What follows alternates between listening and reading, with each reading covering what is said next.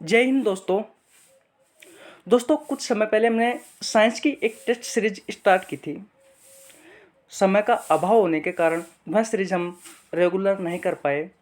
दोस्तों, अब मैंने समय निकाल करके इस सीरीज को रेगुलर करने का निश्चय किया है। और दोस्तों, आज से आपको हर रोज़ शाम को 6 या 7 बजे के बीच में, मैं कहूँ तो 7 बजे, मान लीजिए आप 7 बजे, दोस्तों आपको रोज़ साइंस की एक टेस्ट सीरीज मिलेगी जिसमें आपको 10 महत्वपूर्ण क्वेश्चन होंगे जो कि कंपटीशन की जितनी भी एग्जाम है दोस्तों उसके लिए बहुत ही महत्वपूर्ण है।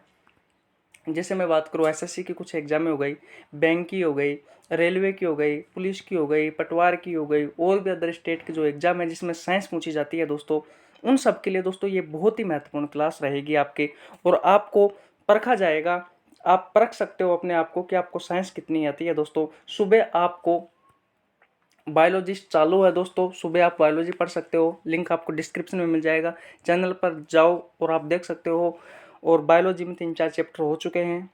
चलिए दोस्तों, आपका समय खराब ना करते हुए हम टेस्ट सीरीज स्टार्ट करते हैं। पहला क्वेश्चन, पित्तरस का निर्माण होता है। ऑप्शन नंबर ए पित्ताशय में, ऑप्शन नंबर बी लीवर में, ऑप्शन नंबर सी छोटी आंत में, ऑप्शन नंबर डी बड़ी आंत में। दोस्तों, जो पित्तरस का जो निर्माण होता है, इसका जो राइट आंसर है वो है लीवर। पित्तरस का निर्माण होता है दोस्तों लीवर में। दोस्तों, ये राजस्थान पुलिस 2018 में आया था। राजस्थान पुलिस 2018 में क्वेश्चन आया था। वो क्वेश्चन क्या था कि पित्तरस जमा होता है। उसमें जो क्वेश्चन पूछा हुआ था वो ये क्वेश्चन था कि पित्तरस जमा होता है। तो दोस्तों, पित्तरस जो जमा होता है वो पित्ताशय में होता है। किस में होता है? पित्ताशय में।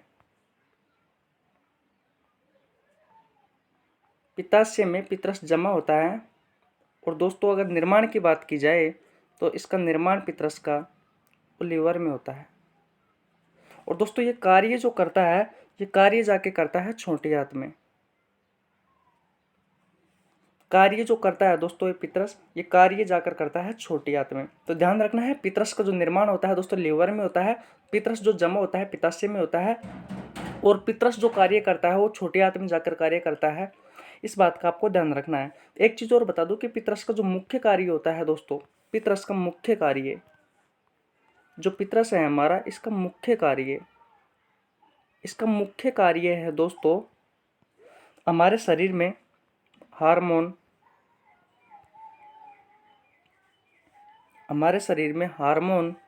और जो एंजाइम होते हैं इनका नियंत्रण करने का कार्य करता है, इनको नियंत्रित करने का कार्य करता है दोस्तों। कौन? ये पित्तरस। बात क्लियर है? फिर वापस बता देता हूँ कि पित्तरस का जो निर्माण होता है लीवर में होता है, पित्तरस जो जमा होता है पित्ताशय में जाकर जमा होता है, पित्तरस जो कार्य करता है दोस्तों छोटी आंत में जाकर कार्य करता है। और पित्तरस का जो मुख्य कार्य है वो हार्मोन और एंजाइम को हमारे शरीर में नियंत्रण करने का कार्य करता है। पहला क्वेश्चन क्लियर हुआ। अब बात करते हैं सेकंड क्वेश्चन की। अवशोषण की इकाई किसे कहा जाता है? अवशोषण की इकाई किसे कहा जाता है? ऑप्शन नंबर ए है डूडोनियम, ऑप्शन नंबर बी है जेजुनम, ऑप्शन नंबर सी है इलियम, ऑप्शन नंबर डी है रसांकुर। दोस्तों, इसका जो राइट आंसर है वो है रसांकुर। दोस्तों, इस क्वेश्चन के आंसर से पहले मैं आपको कुछ बताने वाला हूं।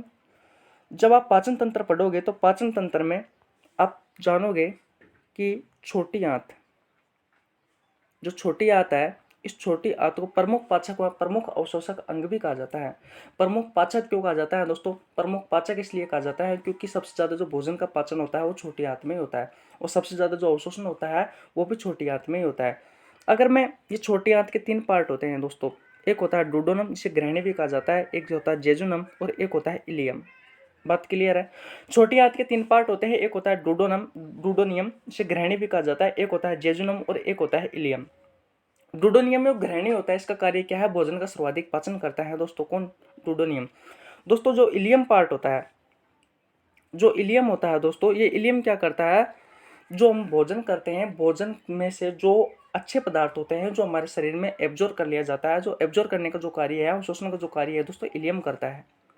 और इलियम में ही दोस्तों एक तंतुनुमा एक संरचना पाई जाती है जिसकी संरचना कुछ इस तरीके से होती है। इलियम में ही एक तंतुनुमा एक संरचना पाई जाती है दोस्तों, उसे रसांकुर कहा जाता है। और ये जो रसांकुर होता है, इस रसांकुर का जो कार्य होता है, ये क्या करता है, अवशोषण की सतह को बढ़ा देता है। अवशोषण की जो सतह होती है दोस्तों, अवशोषण की जो सतह होती है, इस अवशोषण की सतह को बढ़ा देता है। बात क्लियर है। तो अगर क्वेश्चन आपसे पूछा जाए कि अवशोषण की इकाई किसे कहा जाता है, तो अवशोषण की जो इकाई है दोस्तों, रसांकुर को कहा जाता है। डूडोनियम, जेजुनम और इलियम है दोस्तों, एक छोटी आंत के पार्ट है। डूडोनियम होता है जो ग्रहणी होती है, इसका जो कार्य होता है वो है सर्वाधिक भोजन का पाचन करता है। इलियम है दोस्तों, इलियम का जो मुख्य कार्य है, जो इलियम है, ये क्या करता है, ये अवशोषण का कार्य करता है, भोजन में से जो अच्छे पदार्थ होते हैं उनका। और दोस्तों जो जेजुनम होता है दोस्तों, वो कहीं ना कहीं पाचन करने में भी सहायक होता है और अवशोषण करने में भी सहायक होता है। सेकंड क्वेश्चन अच्छे से क्लियर हो गया होगा दोस्तों आपको। अब बात कर लेते हैं तीसरे क्वेश्चन पे। दोस्तों एक क्वेश्चन पूछा जाता है रेलवे में या एसएससी में, बहुत बार एक क्वेश्चन पूछा गया है कि लैंगरेक्स की दीप कोशिका पाई जाती है अग्नाशय ग्रंथि में, थाइमस ग्रंथि में, पीयूष ग्रंथि में, इनमें से कोई नहीं। तो दोस्तों आपको बस सिर्फ रटना है, ये बहुत एग्जामों में आया हुआ है दोस्तों, बहुत एग्जाम में। तो लैंगरेंस की जो दीप कोशिकाएं पाई जाती हैं, वो पाई जाती है दोस्तों अग्नाशय ग्रंथि में। इस क्वेश्चन में ज्यादा कुछ नहीं बताने वाला, बस आपको रटना है ये क्वेश्चन। लैंगरेंस की जो दीप कोशिकाएं पाई जाती हैं, ये अग्नाशय ग्रंथि में पाई जाती है। नेक्स्ट क्वेश्चन की ओर बढ़ते हैं दोस्तों। पानी का पीएच कितने से कम हो कि दांतों को नुकसान हो जाए। दोस्तों ऐसा पानी जिसका पीएच मान कितना हो जो कि हमारे दांतों को सड़ा सकता है, हमारे दांतों में नुकसान पहुंचा सकता है। तो दोस्तों उस पानी का पीएच मान कम से कम 5.5 से कम होना चाहिए। 5.5 से कम हो। अगर किसी पानी का पीएच मान 5.5 से कम है तो वह हमारे दांतों में सड़न पैदा कर देता है। वो हमारे दांतों में क्या पैदा कर देता है दोस्तों, दांतों में सड़न पैदा कर देता है। बिल्कुल बात सही है दोस्तों, अगर पानी का पीएच मान 5.5 से कम हो तो वह दांतों में सड़न पैदा कर देता है। बिल्कुल सही है दोस्तों। इसमें एक लाइन और है दोस्तों, मैं बता देता हूं कि अगर पानी का पीएच मान 5.6 हो जाए, अगर किसी पानी का पीएच मान 5.6 हो जाए तो दोस्तों आपने देखा होगा, अगर उस पानी की बरसात हो जाए तो दोस्तों वह बरसात अम्लीय वर्षा कहलाती है। क्योंकि जो अम्लीय वर्षा का जो जल होता है दोस्तों, उस जल का अगर पीएच मान मापे जाए तो 5.6 होता है दोस्तों। कितना होता है, 5.6 होता है। जब अम्लीय वर्षा होती है, अम्लीय वर्षा का जो जल होता है दोस्तों, उसका जो पीएच मान मापा जाए तो 5.6 होता है दोस्तों। एक पीएच स्केल होता है जिसके द्वारा पीएच मापा जाता है। क्या होता है, पीएच स्केल। इस पीएच स्केल की खोज दोस्तों 1909 में एक सोरेनसन नामक एक वैज्ञानिक था, इस सोरेनसन नामक वैज्ञानिक ने की थी। बात क्लियर है। अगर डायरेक्ट आपसे क्वेश्चन पूछा जाए कि पीएच स्केल की खोज किसने की थी, तो सोरेनसन नामक एक वैज्ञानिक था दोस्तों, इसने पीएच स्केल की खोज की थी। कब की थी, 1909 में की थी दोस्तों।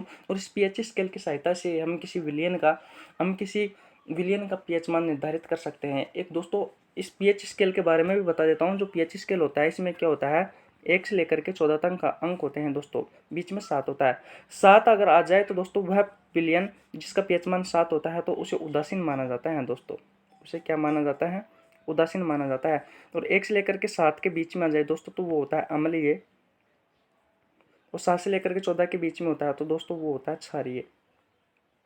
7 से 14 की ओर जाएंगे तो क्षारीयता बढ़ेगी, और 7 से 1 की ओर जाएंगे दोस्तों तो अम्लीयता बढ़ेगी। इस बात का आप ध्यान रखना।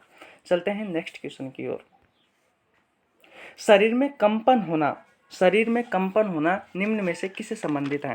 पार्किन से, एपिलेप्सी से, सीजोफ्रेनिया से, या फिर एकनोसिया से। दोस्तों किसी न किसी शरीर से किसी न किसी तरीके की एक बीमारी है जो कि आपको ऑप्शन में दी हुई है। तो मैंने आपसे क्वेश्चन पूछा है कि शरीर में कंपन होना निम्न में से किससे संबंधित है। दोस्तों शरीर में कंपन होता है, बहुत सारे लोगों को आपने देखा होगा कि शरीर में कंपन होता है, तो दोस्तों वो एक प्रकार की बीमारी है। और उस बीमारी का नाम क्या है दोस्तों। ऑप्शन नंबर ए है पार्किंस, ऑप्शन नंबर बी है एपिलेप्सी, ऑप्शन नंबर सी है सीजोफ्रेनिया, ऑप्शन नंबर डी है एकनोसिया। तो दोस्तों शरीर में जो पार्किंस, जो शरीर में जो कंपन की जो बीमारी है दोस्तों, उसे कहा जाता है पार्किंस। उसे क्या कहा जाता है, पार्किंसन कहा जाता है। बात क्लियर है दोस्तों। जो एपिलेप्सी होती है, इसमें क्या होता है, इसमें क्या होता है दोस्तों, मिर्गी का दौरा होता है ना। अगर किसी व्यक्ति को मिर्गी का दौरा आए, अगर किसी व्यक्ति को मिर्गी का दौरा आता है दोस्तों, तो जो मिर्गी का दौरा आने वाले जो व्यक्ति की जो बीमारी होती है उसे एपिलेप्सी कहा जाता है। अगर किसी व्यक्ति को अपने आप में भ्रम हो जाता है, अगर किसी व्यक्ति को भ्रम होता है तो जो बीमारी होती है वो होती है दोस्तों सीजोफ्रीनिया। बात क्लियर है। और एकनोसिया में क्या होता है दोस्तों, व्यक्ति की याददाश्त चली जाती है। क्या चली जाती है दोस्तों, याददाश्त चली जाती है। बात क्लियर है। तो दोस्तों पार्किंसंस में क्या होता है, शरीर में कंपन होता है। मिर्गी के दौरे को क्या कहा जाता है, एपिलेप्सी कहा जाता है। अगर किसी व्यक्ति को भ्रम होता है तो क्या कहा जाता है दोस्तों, सिजोफ्रेनिया कहा जाता है। और एकनोसिया से कहा जाता है दोस्तों, जब किसी व्यक्ति की याददाश्त चली जाती है तो उसे एक बीमारी होती है, उसे कहा जाता है एकनोसिया। दोस्तों इस प्रकार की बीमारी जो मानव से संबंधित होती है, डायरेक्ट एग्जाम में कभी कभी पूछ लिया जाता है। जो मैंने किस तरीके से क्वेश्चन आता है वो मैंने आपको अभी बता दिया किस तरीके से क्वेश्चन आता है। अब चलते हैं नेक्स्ट क्वेश्चन की ओर। जंतु जगत का सबसे बड़ा संघ है दोस्तों, जंतु जगत का जो सबसे बड़ा संघ है वो कौन सा है? Number A Arthropoda, number B mollusca, number C एबीज और नंबर डी स्तनधारी। दोस्तों जब तो जंतु जगत का जो सबसे बड़ा संघ है दोस्तों वो है ऑर्थोपोडा। एएलपी में आया था दोस्तों 2018 में। ये बात क्लियर है। जंतु जगत का सबसे बड़ा संघ कौन सा है दोस्तों? ऑर्थोपोडा है। और दूसरा सबसे बड़ा कौन सा है दोस्तों? दूसरा सबसे बड़ा है मोलस्का। दूसरा सबसे बड़ा कौन सा है दोस्तों? दूसरा सबसे बड़ा जो संघ है वो है मोलस्का। और जंतु जगत का सबसे बड़ा संघ कौन सा है दोस्तों? जंतु जगत का सबसे बड़ा संघ है ऑर्थोपोडा। एबीज होता है दोस्तों, एबीज में कौन कौन सा, और एबीज में आते हैं दोस्तों पक्षी आते हैं ना, वो आते हैं एबीज में। कौन आते हैं? पक्षी। और स्तनधारी में जैसे मनुष्य हो गए, गाय भैंस बकरी, ये सब दोस्तों स्तनधारी में आते हैं। मोलस्का में दोस्तों, मोलस्का संघ का एक प्राणी है जैसे ऑक्टोपस। ऑक्टोपस एक प्रकार का जलीय जीव है। घोंगा दोस्तों ये सब किस में आते हैं? ये सब मोलस्का में आते हैं। ऑर्थोपोडा जैसे जो तिलचट्टे हो गए, मक्खी मच्छर हो गए, ये सब ऑर्थोपोडा संघ में आते हैं। अगर क्वेश्चन आपसे पूछा जाए कि जंतु जगत का सबसे बड़ा जो संघ है दोस्तों वो कौन सा है, तो ध्यान रखना जंतु जगत का जो सबसे बड़ा संघ है वो है ऑर्थोपोडा। अब चलते हैं नेक्स्ट क्वेश्चन की ओर। अच्छे से समझ में आ गया होगा दोस्तों, दूसरा सबसे बड़ा जो संघ है वो है मोलस्का। एबीज वर्ग में कौन कौन से आते हैं? पक्षी आते हैं दोस्तों, जितने भी पक्षी हैं सब एबीज वर्ग में आते हैं। स्तनधारियों में कौन आता है? मनुष्य आ गई, गाय आ गई, भैंस आ गई, बकरी आ गई, ये सब किस में आते हैं दोस्तों? स्तनधारियों में आते हैं। मोलस्का मैंने बता दिया, ऑक्टोपस घोंगा ये सब किस में आते हैं दोस्तों? मोलस्का में आते हैं। और ऑर्थोपोडा में कौन से आते हैं दोस्तों? कीट मच्छर, ये सब दोस्तों तिलचट्टे, ये सब किस में आते हैं? ऑर्थोपोडा संघ में आते हैं, जो कि जंतुओं का सबसे बड़ा संघ है। अब चलते हैं नेक्स्ट क्वेश्चन की ओर। ब्लड का लाल रंग किस धातु की वजह से होता है? दोस्तों नॉर्मल आपसे पूछा जाता है कि ब्लड का लाल रंग किसके कारण होता है, तो सब कहते हैं कि साहब हीमोग्लोबिन के कारण होता है। बात क्लियर है। लेकिन यहाँ पर क्वेश्चन पूछा गया है कि ब्लड का लाल रंग किस धातु की वजह से होता है, तो फेरस है ऑप्शन में, फेरिक है, दोनों है, इनमें से कौन है? जब मैंने ब्लड वाला चैप्टर पढ़ाया था तब भी आपको एक क्वेश्चन क्लियर करवाया था। तो इसका जो राइट आंसर है दोस्तों वो है फेरस। कौन सा है? फेरस। फेरस का जो रासायनिक सूत्र होता है वो होता है Fe+2। दोस्तों फेरस कहाँ पाया जाता है वो भी बता देता हूँ मैं। जो हमारा ब्लड होता है, इस ब्लड में दोस्तों आरबीसी पाई जाती है। और आरबीसी में दोस्तों हीमोग्लोबिन पाया जाता है। हीमोग्लोबिन में दोस्तों एक तो पाया जाता है हिमवर्णक। कौन पाया जाता है? हिमवर्णक पाया जाता है। इस हिमवर्णक में दोस्तों Fe+2 जो फेरस धातु होती है दोस्तों ये पाई जाती है, और इसकी वजह से ही ब्लड का लाल रंग होता है। दोस्तों ब्लड होता है, ब्लड में आरबीसी पाई जाती है, आरबीसी में हीमोग्लोबिन पाया जाता है, हीमोग्लोबिन में 5% मात्रा में दोस्तों हिमवर्णक पाया जाता है, और हिमवर्णक में Fe+2 धातु पाई जाती है, फेरस धातु। और इसी फेरस धातु की वजह से ब्लड का जो रंग होता है दोस्तों वो लाल होता है। अगर क्वेश्चन आपसे पूछ लिया जाए कि ब्लड का लाल रंग किस वर्ण के कारण होता है, तो हिम वर्ण के कारण होता है। अगर आपसे नॉर्मल एक क्वेश्चन पूछा जाए कि जो ब्लड का लाल रंग है वो किसके कारण होता है, तो जो ब्लड का लाल रंग है दोस्तों वो होता है हीमोग्लोबिन के कारण। बात क्लियर, अच्छे से समझ में आ गया होगा। चलता हूँ नेक्स्ट क्वेश्चन की ओर। सीबेसियस ग्रंथि पाई जाती है त्वचा में, लीवर में, बड़ी आंत में, छोटी आंत में। दोस्तों ये भी क्वेश्चन बहुत इंपॉर्टेंट है, ये भी क्वेश्चन बहुत बार रिपीट हुआ है। तो आपको ध्यान रखना है कि जो सीबीएस ग्रंथि पाई जाती है वो पाई जाती है त्वचा में, पाई जाती है लीवर में, पाई जाती है बड़ी आंत में, पाई जाती है छोटी आंत में पाई जाती है। दोस्तों जो सीबेसियस जो ग्रंथि है दोस्तों ये पाई जाती है त्वचा में। इस ग्रंथि को दोस्तों सीबेसियस ग्रंथि को तेल ग्रंथि भी कहा जाता है। कौन सी ग्रंथि कहा जाता है? तेल ग्रंथि भी कहा जाता है। और इस तेल ग्रंथि से दोस्तों एक चिपचिपा पदार्थ निकलता है, एक चिपचिपा पदार्थ निकलता है दोस्तों, जिसे कहा जाता है सीबम। इसे क्या कहा जाता है दोस्तों? सीबम कहा जाता है। अगर आपसे पूछा जाए दोस्तों कि सीबम क्या है, तो आपको ध्यान रखना है कि तेल ग्रंथि से एक निकलने वाला एक चिपचिपा जो पदार्थ होता है इसे सीबम कहा जाता है। और सीबीएसएस जो ग्रंथि पाई जाती है दोस्तों वो पाई जाती है त्वचा में। तो आपको एक क्वेश्चन भी क्लियर हो गया होगा। चलता हूँ नेक्स्ट क्वेश्चन की ओर दोस्तों। निम्न में से सीने की अस्थि है, दोस्तों जब मैंने कंकाल तंत्र वाला चैप्टर पढ़ाया था, आपको एक एक जो महत्वपूर्ण जो भी हड्डी है दोस्तों, वो एक एक महत्वपूर्ण हड्डी दोस्तों मैंने बहुत अच्छे से पढ़ाई थी। क्वेश्चन है निम्न में से सीने की अस्थि है, स्टर्नम है, मिलियस है, स्टिपिज है या फीमर है। दोस्तों मैं एक एक हड्डी के बारे में अच्छे से बताता हूँ आपको। जो सीने की अस्थि होती है दोस्तों, उसे कहा जाता है स्टर्नम। ये तो बात हो गई स्टर्नम की, ठीक है। दोस्तों जो मिलियस अस्थि है ये पाई जाती है कान में, और इसकी आकृति होती है दोस्तों हेमर, जो हथौड़ा होता है हमारा, इसके समान होती है दोस्तों, इसलिए इसे हेमर अस्थि भी कहा जाता है दोस्तों। किसे? इस मिलियस अस्थि को। स्टेपिज अस्थि होती है दोस्तों, ये भी कान में पाई जाती है। शरीर की सबसे छोटी हड्डी है ये। शरीर की सबसे छोटी जो हड्डी होती है दोस्तों, सबसे छोटी जो अस्थि होती है वो होती है स्टेपिज।